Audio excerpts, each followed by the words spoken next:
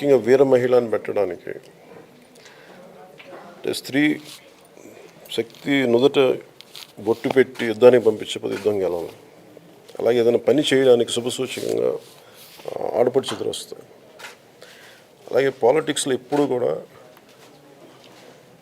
నిజంగా పోరాటం చేయగలిగే సత్తా ఉన్న వాళ్ళేమో వెనకాల ఉన్నారు.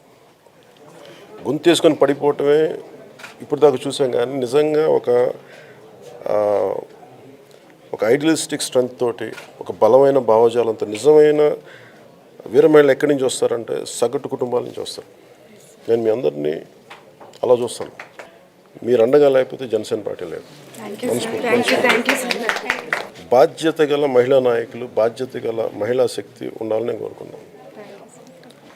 ఇది నోటికి వచ్చినట్టు తిట్టేసే వాళ్ళు కాకుండా బాధ్యతతోటి ఒక పాలసీ మీద అవగాహన ఉన్నవాళ్ళు, చదువుకున్న వాళ్ళు, పోరాటం చేయగలిగే వాళ్ళు, పోరాట సత్తా ఉన్నవాళ్ళు, మనస్ఫూర్తిగా మీలో నుంచి ఇది కేవలం నా ఒక్క స్వార్థం కోసం, మన పార్టీ కోసం సమాజం బలోపేతం అవ్వాలి. ఇప్పుడు చూడండి ఎంత బాధ్యత రాహిత్యంతో మాట్లాడతారో. 1-2 మానభంగాలు జరిగితే దానికి ఇంత రాద్ధాంతం చేస్తారు. ఇది రమీజాబీ కేసు ఉంది, మీ అందరికీ ఐడియా ఉంటుంది. ఎస్పెషల్లీ మీ అందరూ రమీజాబీ కేసు ఎమర్జెన్సీ టైంలో నల్లకుంట పోలీస్ స్టేషన్లో జరిగింది. అది చిన్నప్పుడు స్కూల్కి వెళ్తున్నప్పుడు మా నెల్లూరులో టీవీ హాస్పిటల్ ఎదురుగా ఎప్పుడు ఉండేది రమీజాబీ దోషులను శిక్షించండి. ఆ రోజున ఏ ఒక్కరు అనలా, ఒక రేపేగా ఒక మానభంగమే కదా అన్నమాట. కానీ ఇప్పుడున్న కాంటెంపరీ లీడర్షిప్స్ ఎలా ఉన్నారంటే లీడర్షిప్ 1-2 జరుగుతాయి పట్టించుకోకుండా. ఈ మైండ్ సెట్ మారాలి. ఈ స్పృహ ఉంటే తప్ప మనకి బయటికి రాలి. ఈ స్పృహలు అంటే అలా మాట్లాడాలంటే భయపడాలి ఎవరైనా సరే. అలాగే నాకు సుగాలి ప్రీతి ఇన్సిడెంట్ ఎంత బాధ కలిగిస్తుంటే,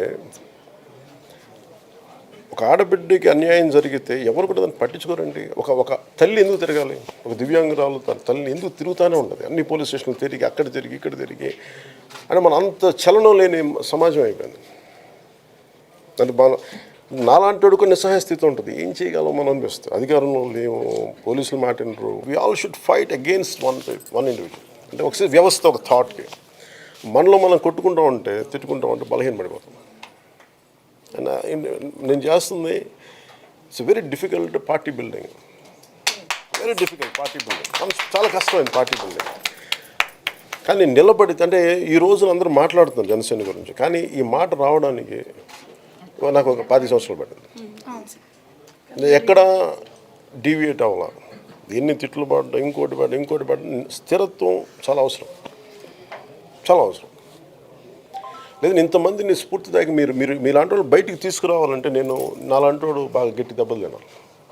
నా భావన ఏముంటుంది, ఒక విలువ కోసం నిలబడ్డాం, దెబ్బలు తిన్నాం కానీ సాధించాం. సో అందరూ నాకేం చెప్పేదంటే, బాబు మీ జనసేన పార్టీ వీర మహిళలు అంటే మాకు భయం వేస్తున్నాను, ఆ స్థాయికి వచ్చేసాం.